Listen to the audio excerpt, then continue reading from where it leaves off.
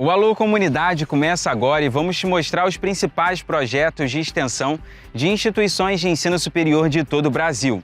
Eu estou na Universidade Federal Rural do Rio de Janeiro. Fica com a gente para conhecer mais sobre esse universo acadêmico. Em Boa Viagem, estudantes do Instituto Federal de Educação, Ciência e Tecnologia do Ceará estão desenvolvendo ferramentas para fortalecer a apicultura. Os primeiros apicultores que receberão o BioWeb são aqueles cadastrados na Rota do Mel, um projeto do governo federal desenvolvido em 2012. E seu objetivo é gerar ocupação e renda para os brasileiros. Historicamente, a Baía de Guanabara, no Rio de Janeiro, enfrenta a degradação ambiental. A Universidade do Estado do Rio de Janeiro desenvolve projetos fundamentais para a conservação desse ecossistema. Os pesquisadores estão trabalhando com um novo navio oceanográfico e monitoram uma família de 30 botos. Pesquisas sobre golfinhos e baleias podem nos ajudar a avaliar a qualidade das águas e possíveis riscos aos seres humanos. No projeto de extensão da Universidade Estadual de Campinas, mais de 4.000 jovens participaram do pré-vestibular Colmeia. Eu acho que isso é um diferencial, por você saber o que eles sentem, as inseguranças que o aluno sente, que eu acho que é normal para todo mundo que vai prestar vestibular. Você foi uma pessoa que teve diário na infância? Olha que isso virou metodologia na Universidade Federal de Uberlândia. Na sala de aula, estão usando o diário de ideias. O que um dragão, um punhado de folhas secas e até uma casa de Lego podem ter em comum? Tudo isso pode servir de inspiração para o Diário de Ideias. O Diário de Ideias é um projeto da Universidade Federal de Uberlândia feito com crianças do ensino fundamental da Escola de Educação Básica da UFO. Ele surgiu a partir de uma tese de doutorado e propõe uma metodologia que traz para o cotidiano das escolas a criatividade no processo de aprendizagem da leitura e da escrita. A gente tem o diário em que elas expressam ali por meio de escrita, desenhos, colagens, as várias formas de expressões humanas e elas compartilham essas expressões numa roda dialógica. E nessas rodas dialógicas a gente faz o planejamento das aulas. Então o planejamento é colaborativo com as crianças. Qualquer coisa pode servir de matéria-prima e inspiração para o Diário de Ideias. Basta um pouco de atenção e vontade, porque aqui o lema é experienciar, registrar e compartilhar. Eu acho que o Diário de Ideias é uma coisa incrível, que as pessoas dão mais atenção aos momentos que elas passam com as outras pessoas e elas podem compartilhar isso. Eu acho isso bom. Por ser uma metodologia que trabalha com a comunidade, os pais da criançada não ficam de fora. A Diele é mãe da Emanuele e diz que a família toda vivencia o Diário de Ideias. Virou praticamente uma rotina, né? Porque tudo que ela tem interesse de fazer, ou tudo que acontece na nossa vivência, se foi passar as férias em algum lugar, se foi para casa da avó, se a gente fez uma receita junto, ela gosta de registrar.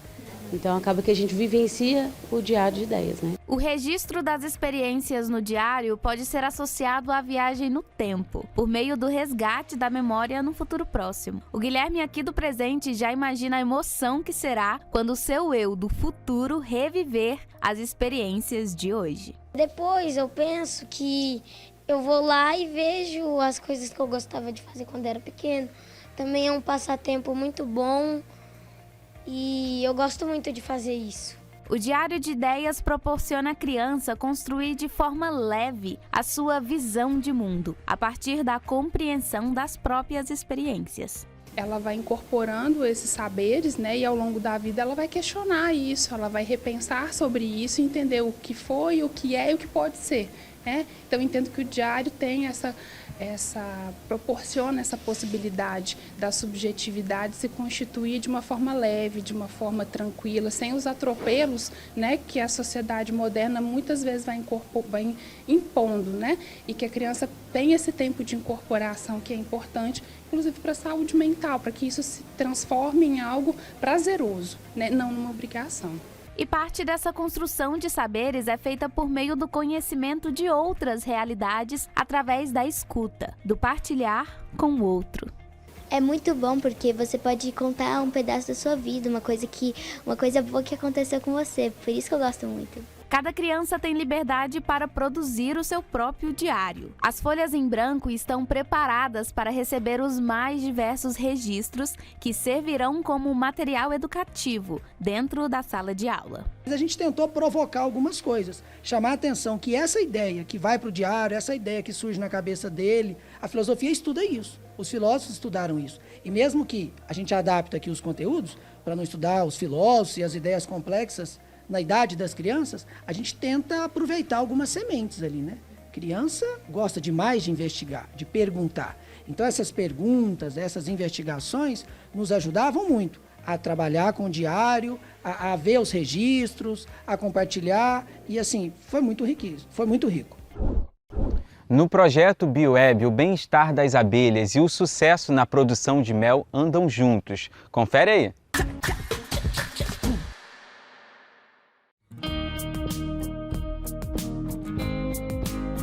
Você conhece o projeto BioWeb?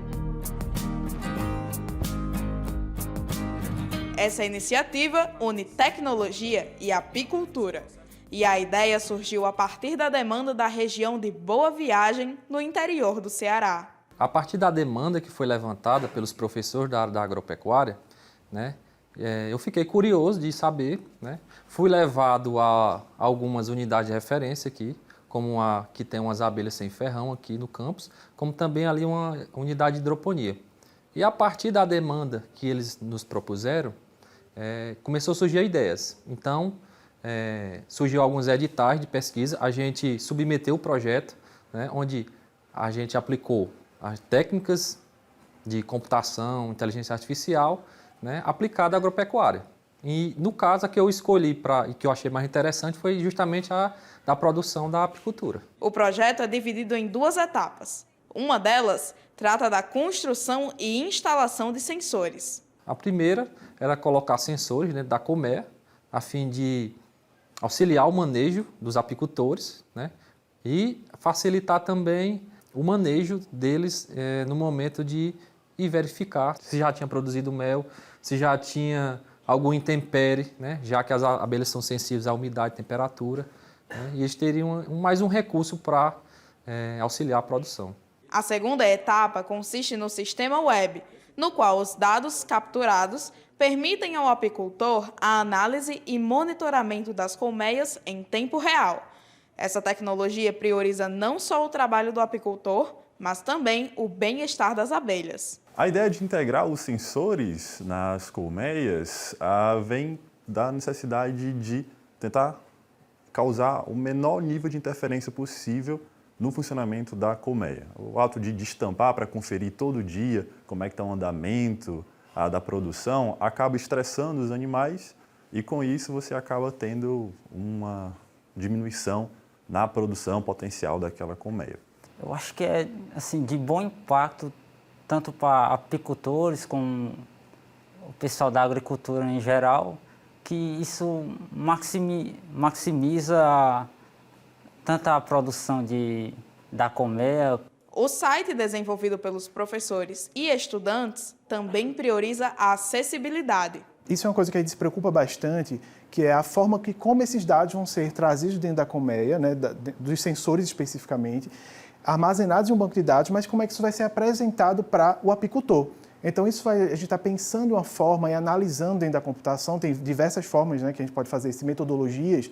Uma dessas é pensar na acessibilidade, na usabilidade também, em como essas informações podem ser exibidas para o apicultor de uma forma que não seja só números, mas, por exemplo, possam ser cores específicas, alertas de informação que tragam essa visão para ele de um determinado problema dentro daquela colmeia. Os primeiros apicultores que receberão o BioWeb são aqueles cadastrados na Rota do Mel, um projeto do governo federal desenvolvido em 2012. E seu objetivo é gerar ocupação e renda para os brasileiros. Para os estudantes, o projeto também proporciona uma interação multidisciplinar. O que mais me chamou a atenção foi o fato dele incluir isso e dar abertura tanto para pessoas da agricultura quanto a inclusão no meu curso, no caso, que é a rede de computadores.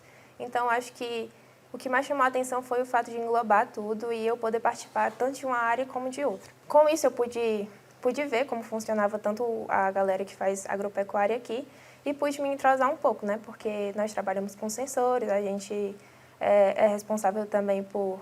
A gente, querendo ou não, se incluiu muito na área dos animais, na área chuva, solo, então a gente aprendeu bastante sobre isso. Mas gostar de tecnologia não é o suficiente. O incentivo dos professores é muito necessário para que os estudantes engajem no projeto.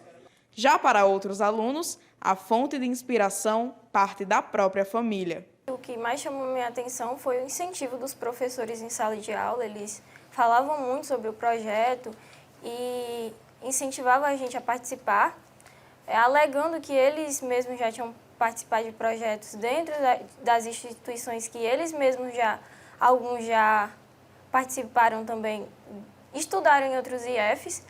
E assim, eu sempre gostei de tecnologia, então me chamava muita atenção aprender mais. Eu queria muito uma oportunidade para entrar em algo que acrescentasse na minha vida acadêmica. E foi basicamente isso que me levou a entrar no projeto. Meu tio é apicultor, eu estava conversando com ele em um dia normal e eu perguntei para ele o que é que poderia ajudar ele no dia a dia e ele me falou que esse problema das abelhas, que é uma forma de ver as abelhas sem ter que estar abrindo as abelhas, uma forma de monitorar algo que desse certo. Então, ele me falou isso aí e eu fiquei pensando como fazer e eu pensei nessa parte de fazer protótipos com microcontroladores para captar esses dados e enviar eles para um repositório. Agora, vamos esperar que o projeto renda bons frutos à população da Rota do Mel e depois possa ser expandido ao público geral.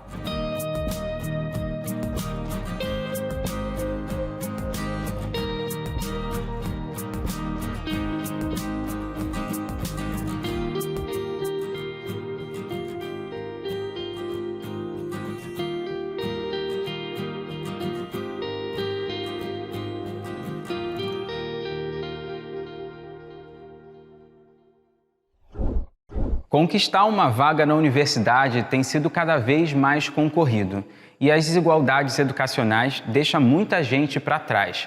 O pré-vestibular Colmeia promove a inclusão de jovens de baixa renda de São Paulo. Confere aí.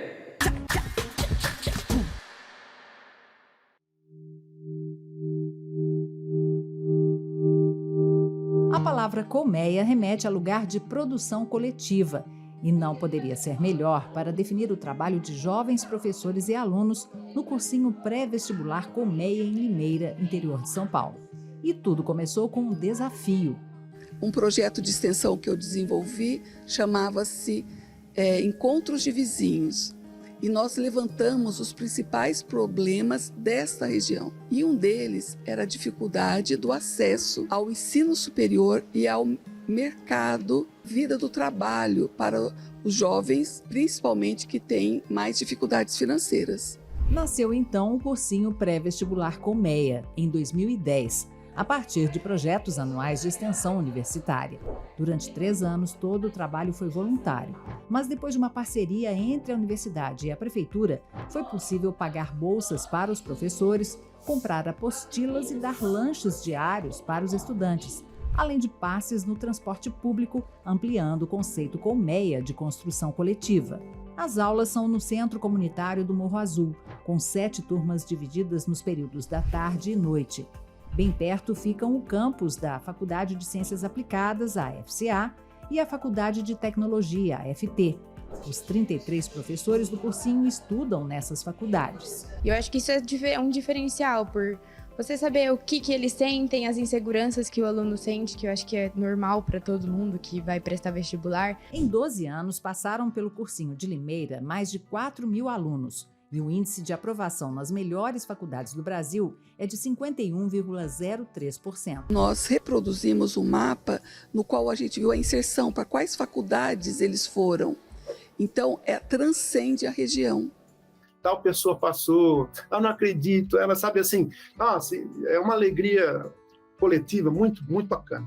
Em 2021, veio a ideia de ampliar a iniciativa dos cursinhos para comunidades em vulnerabilidade social, que deu resultado. É o programa Colmeias Pré-Vestibulares, implantado este ano e que apoia o cursinho Pro Seu Conhecimento e o pré-vestibulinho Malunga Teresa Santos, o cursinho Marielle Franco, o cursinho Herbert de Souza e o pré-vestibulinho Responsa. O Cursinho Popular Marielle Franco oferece 30 vagas no período noturno com um diferencial. As mães podem trazer os filhos e eles ficam aqui mesmo, numa creche que funciona no Centro de Referência LGBT de Campinas. Uma área, um espaço, se a gente for pensar no feminismo, que é esquecido, são as mães. Então, com essa proposta, a gente pensou em agregar até uma creche junto com o cursinho só formado por professoras mulheres. Elas se preocupam muito com a nossa saúde mental, porque a gente tem plantão psicológico dia de sexta-feira. Esses são cursinhos presenciais, mas foi construída uma proposta de um cursinho virtual com 3 turmas diferentes. A Colmeia está sendo muito importante porque eu estou aprendendo muitas matérias, nunca imaginei que ia aprender. E o bom do Colmeia é que eu percebi que tem mais pessoas assim como eu também que moram em lugar distante.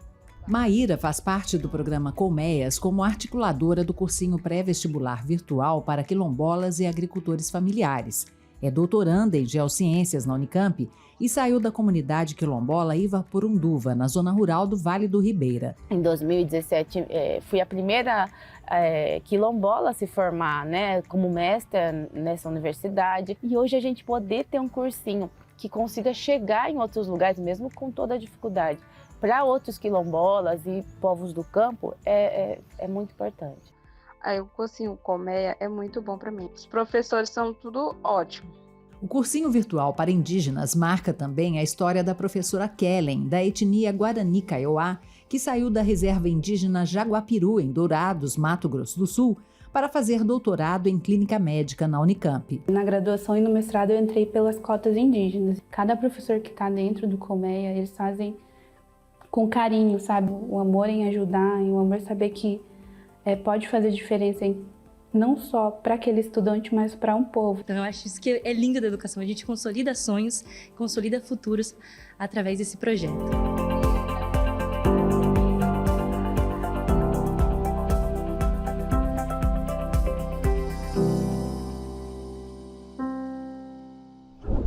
Curiosidade e vontade de investigar também são características de pesquisadores. No Laboratório de Mamíferos Aquáticos e Bioindicadores da UERJ, são desenvolvidos projetos de extensão para a conservação da Baía de Guanabara, no Rio de Janeiro. E olha só que legal, uma família de 30 botos está sendo monitorada. Confere aí.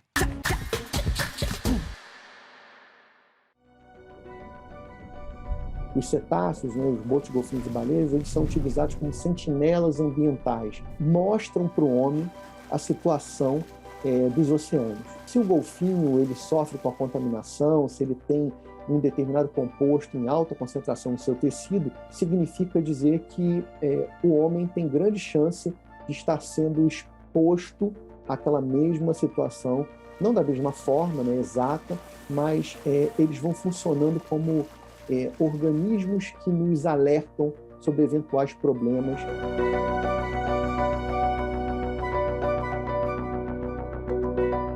A Baía de Guanabara foi o nosso primeiro ambiente de estudo. Nós começamos o nosso trabalho com os botos aqui da Baía de Guanabara.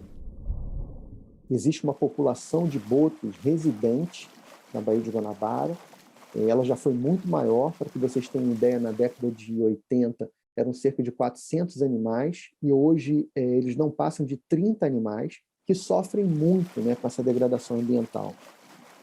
Uma das etapas que nós temos no nosso trabalho é a fotoidentificação, que a gente começou a utilizar lá em 1995, que nada mais é que fotografar a nadadeira dorsal, a nadadeira de cima do golfinho, essa nadadeirazinha aqui. À medida que o animal vai crescendo, ele vai ganhando marcas. E essas marcas funcionam como uma espécie de digital. Então, a gente consegue reconhecer os indivíduos. A gente conhece fulano, cicrano, beltrano, Então, isso muda o entendimento da ecologia desses animais. Antigamente, se achava que os botos entravam pela manhã e saíam no final da tarde da baía. E a gente mostrou que não. Com a fotoidentificação, como a gente conhecia cada um dos indivíduos, na verdade, os botos eles não saíam, não iam embora. Eles saíam do fundo, iam até a boca e, de noite, retornavam para o fundo da Baía de Guanabara, né? Utilizando a baía como um todo. O MAQUA, desde seu início, fez pesquisa com um intuito final de aplicação na conservação. Todo esse trabalho de pesquisa, ele sempre tem como paralelo a extensão universitária. Então, o MAQUA, desde seu início, tem projetos de extensão para que a gente leve essa informação gerada, né, na universidade para o público em geral. O MAQUA, por exemplo, participa do entendimento do grande vazamento lá da lama de Mariana, lá dos efeitos dessa lama sobre as populações de cetáceos do Espírito Santo.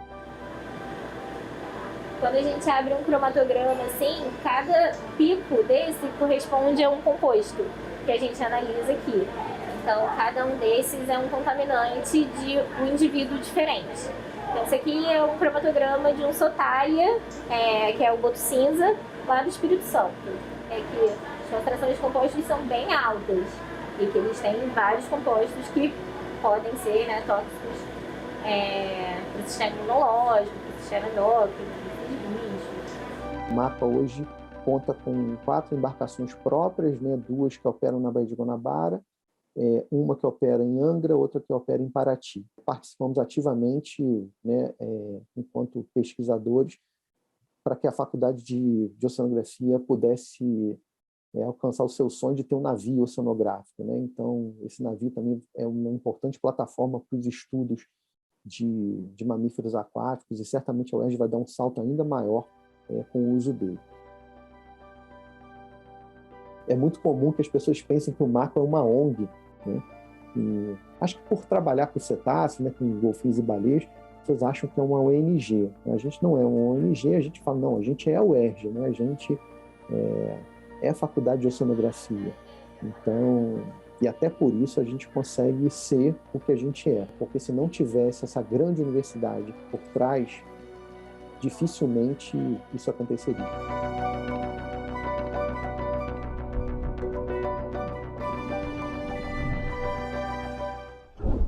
A educação transforma pessoas e pessoas transformam o mundo. Esse foi o Alô Comunidade de hoje, uma iniciativa do Canal Futuro em parceria com instituições de ensino superior de todo o Brasil. Tchau, tchau!